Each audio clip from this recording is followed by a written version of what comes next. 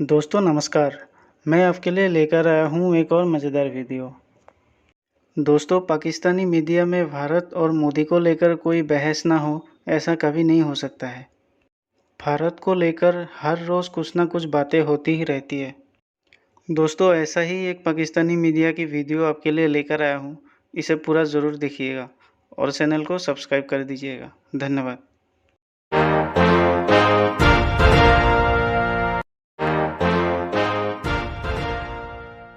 ये एक बहुत बड़ा एलिगेशन है।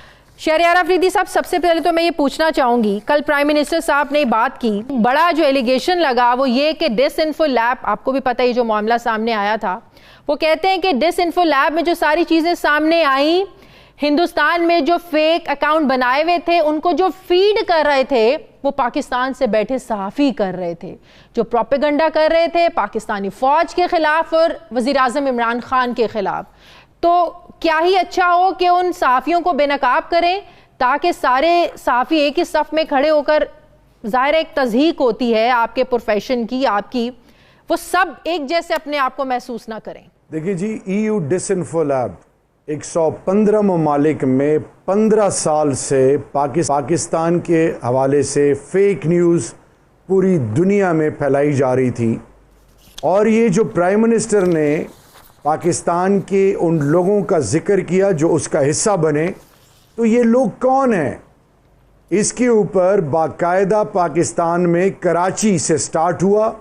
कराची और बलूचिस्तान में बहुत सारे सहाफ़ी, school teachers, even press club, उनके जनरल सेक्रेटरी, उनके अकाउंट से पैसे बरामद हुए। और प्लीज़ इस पे किसी दिन डिटेल पे हम बात करेंगे। और फिर ऐसे लोग जो पाकिस्तान के अंदर उन बयानिए को तक़वियत देते हैं जो BLA, PTM, anti Pakistan, anti state. और फॉर एग्जांपल मेरा साउथ वज़ीरिस्तान, नॉर्थ वज़ीरिस्तान, वहाँ पे वो कौन सी ऐसी चैनल्स हैं, वो कौन सी ऐसी TV वो नशरियात हैं जिससे एंटी पाकिस्तान सेंटिमेंट्स को प्रमोट किया जाता है। इसी तरह बलूचिस्तान की हम बात करें, खुदा के लिए। और सिमिलरली हुसैन हक्कानी कौन है? बहुत सारे ऐसे लोग हैं जो पाकिस्तान के अंदर और पाकिस्तान के बाहर पाकिस्तान के मफादात के खिलाफ बात करते हैं, उनके लिए तक़वियत का हिस्सा बनते हैं। कुलभूषण यादव के केस में इंटरनेशनल कोर्ट ऑफ जस्टिस में तमाम जो सबूत पेश हुए वो किन चैनल्स के? फिर हिंदुस्तान मुख्तलिफ ग्लोबल फोरम्स पे ह्यूमन राइट्स के हवाले से या किसी हवाले से पाकिस्तान के चैनल्स के फुटेजेस को वहां पे दिखाता है। So having said all this, we all need to be, हम एज अ कॉम, हम किसी को डाउट नहीं कर रहे, लेकिन फैक्ट्स एंड फिगर्स जो बताते हैं वो ये बताते हैं कि घर का बेदी में ये डाउट पैदा हुआ। माय क्वेश्चन इज कि क्या अपने तय इन्वेस्टिगेट कराया या हुकूमत के इल्म में है कि कौन कौन सहाफ़ी है जो प्रोपेगेंडे कर रहा है इस रियासत के खिलाफ, पाकिस्तान के खिलाफ? क्या आप लोगों ने इल्म में भी है, हुकूमत के इल्म में भी है। और इंशाल्लाह मैं फवाद चौधरी साहब से, मेरे कॉलीग हैं, भाई हैं, रिक्वेस्ट करूंगा कि इस पे या फरूख हबीब साहब बाकायदा एक प्रेस कॉन्फ्रेंस करें और वो तमाम डिटेल्स कौम के सामने रखें। अब बात आती है एक रियासत की जो कि न्यूक्लियर स्टेट है, और किसी भी स्टेट के हवाले से उनकी नेशनल सिक्योरिटी प्रायोरिटी नंबर 1 होती है। ये जो मादर पिदर आज़ादी दी गई, जिसके मुंह में जो कुछ आया, चाहे वो मसलक के हवाले से, मज़हब के हवाले से, अक़लियत के हवाले से, फ़ौज के हवाले से, पार्लियामान के हवाले से, नेशनल सिक्योरिटी के हवाले से, जो कौम के अंदर मुख्तलिफ तरीक़ों से कौम को तकसीम करने की कोशिश की गई, या कौम के मोरल को गिराने की कोशिश की गई, या कौम के हवाले से उन ख़बरों को तक़वियत दी गई जो कि दुश्मन के बयानिए को तक़वियत पहुँचाता है, तो उस पे तो हम सबको एक होना चाहिए। नाज़रीन, भारत को अक़वाम मुत्तहिदा की सलामती काउंसिल की 1 महीने के लिए सदारत एक ऐसे वक्त में मिल रही है जब मोदी हुकूमत जैसी मजहबी शिद्दत पसंदी और तासुब अपने इंतहा पर है और पाकिस्तान की मुखालिफत का कोई मौका भारत हाथ से नहीं जाने देता। ये बात सारी दुनिया के इल्म में है कि जब भारत अक़वाम मुत्तहिदा की सिक्योरिटी काउंसिल की सदारत कर रहा होगा, ऐन उसी वक्त कश्मीरियों के हक़ खुद इरादियत की करारदाद अक़वाम मुत्तहिदा के दफ्तर में पड़ी मुँह चिढ़ा रही होगी, क्योंकि भारत तो इसे मानता ही नहीं है।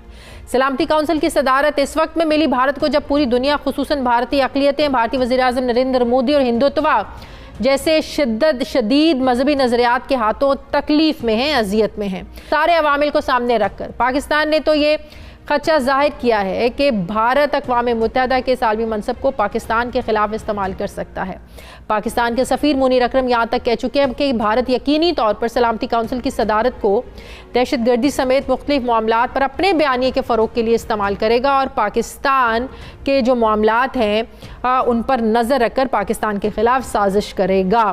صاحب، بھارت کو اقوام متحدہ کی سلامتی کونسل کی صدارت ملنا یہ پاکستان کے لیے کس قدر ٹینشن کی بات ہے؟ یہ آپ نے بالکل صحیح فرمایا کہ بھارت سے، ہندوستان سے ہمیں کوئی خیر کی توقع نہیں ہے، بلکہ جہاں ممکن ہو، چاہے وہ فیلڈ ہو کرکٹ کی، چاہے وہ فیلڈ ہو فاٹف کی، چاہے وہ فیلڈ ہو EU کے ڈس انفارمیشن لیب کی، یا پاکستان کے خلاف پروپیگنڈا کے لیے، یا پاکستان کو عدم استحکام کرنے کے لیے، تو ہندوستان کی پوری کوشش ہوگی کہ جس طریقے سے پاکستان پر کوئی منفی اثر کرے۔ بھارت کا FATF پر اثر رسوخ دیکھ کر آپ کو نہیں لگتا کہ ہمیں بہت زیادہ چوکس ہونا چاہیے اور یہ سمجھ جانا چاہیے کہ بھارت کی لابی بہت سٹرونگ ہے؟ بھارت کی دیکھیں جی، لابنگ بھی سٹرونگ ہے، اور بھارت کی پالیسی جو ہندوستان کی پالیسی پاکستان کی طرف ہے وہ بڑی واضح، اس میں کلیئرٹی ہے۔ ہماری پالیسی میں تھوڑا سا مجھے لگتا ہے کہ ہم واضح نہیں ہیں۔ حال ہی میں ہمیں بتایا گیا کہ جی ہندوستان سے اندھی آیا ہے کہ وہ کشمیر پر بات کریں گے، وہ ہر چیز پہ بات کرنے کو تیار ہیں، اور یہاں لوگ بڑے خوش ہو رہے تھے، بڑے اطمینان اظہار کر رہے تھے، حالانکہ وہ بھول گئے۔ اور مجھے یاد ہے چند ماہ پہلے مجھے وزیر خارجہ شاہ محمود قریشی صاحب نے ایک ڈوسیے پیش کیا تھا 40 صفحے کا dossier on Indian state terrorism against Pakistan, اور اس میں انہوں نے بتایا تھا، اور یہ شواہد کے ساتھ، کہ 87 را کے ٹریننگ کیمپس ہیں پاکستان کے خلاف، 66 افغانستان کے سرزمین میں اور 21 ہندوستان کی سرزمین میں۔ اور اس سے پہلے آپ کو یاد ہوگا کہ یورپین یونین میں جو ڈس انفو لیب ہے برسلز میں، انہوں نے کہا تھا کہ 950 ویب سائٹس ہندوستان پچھلے 15 سال سے استعمال کر رہے ہیں پاکستان کو بدنام کرنے کے لیے۔ تو ان کا ایک منظم ایک موقف ہے، کیمپین ہے، پاکستان دشمنی واضح ہے۔ وہ تو ورلڈ کپ میں میچ ہار گئے تاکہ پاکستان کو موقع نہ ملے ورلڈ کپ میں شرکت کا، اور ابھی بھی وہ کشمیر پریمیئر لیگ کو سیپرٹاج کر رہے ہیں۔ تو ان کا سطح پر منفی کردار ہے، لیکن ہمارے پاس بھی آپشنز ہیں، ہمارے دوست بھی ہیں، اور ہم ذرا دبنگ طریقے سے اس کو فیس کریں اور اپنی بھی ایک کلیئر انڈیا پالیسی بنائیں۔ صحیح، لیکن اقوام متحدہ میں جو قراردادیں پڑی ہیں کشمیر کے حوالے سے دہائیوں سے، اور جو منہ چڑھا رہی ہیں، کیونکہ بھارت ان قراردادوں کے مطابق کوئی بات کرنے کو تیار نہیں ہے، وہ تو ماننے کو بھی تیار نہیں ہے، تو کیا اس حوالے سے بھی آپ سمجھتے ہیں کہ بھارت کی یہ سازش ہے، اس فورم کو استعمال کرے گا مزید بھارت کشمیر کے خلاف؟ پوزیشن ہو، حکومت ہو، صرف الزام تراشیوں کے علاوہ ہمیں کچھ نظر نہیں آیا، تو ایسی سچویشن میں جب کشمیر کی زمین پر کھڑے ہو کر اپوزیشن حکومت پر، حکومت اپوزیشن پر الزام لگائے، جب اپوزیشن یہ کہے کہ عمران خان جو ہے نا وہ مودی کو کشمیر بیچ دیا ہے، تو ایسی صورتحال میں، اس سچویشن میں جب بھارت آلریڈی کشمیریوں پر اتنا نریندر مودی ظلم کر رہا ہے، ہم کیا میسج دے رہے ہیں کہ آپ تو ایک دوسرے پر الزام لگا رہے ہیں کشمیر بیچنے کا، تو دنیا سے کون سا کشمیر لینے کی آپ بات کرتے ہیں؟ کن کشمیریوں کو آزاد کروانے کی آپ بات کرتے ہیں؟ صرف ایک سیاست کے لیے، کیا اپنی اقتدار کے لیے؟ اتفاق کروں گا کہ یہ جو اقتدار کی کشمکش ہے یا سیاست ہے، روایتی سیاست، اور وہ چند ہفتوں کا کیمپین تھا، وہ کیمپین بھی ختم ہو گیا، نتائج بھی آگے، رات گئی بات گئی، لیکن یہ جو تلخی، جو سخت زبان کا لہجے کا استعمال شروع تو حکومت نے کیا تھا، پھر حزب اختلاف نے بھی اس کا جواب دیا۔ میں آپ سے اگری کرتا ہوں کہ اس کا جو میسج ہے خاص طور پہ مقبوضہ کشمیر کے عوام کے لیے وہ بڑا غلط تھا۔ تو دوستوں، امید کرتا ہوں آپ کو ویڈیو پسند آیا ہوگا، تو ویڈیو کو لائک کر دیجئے، شیئر کر دیجئے اور چینل کو سبسکرائب کر دیجئے۔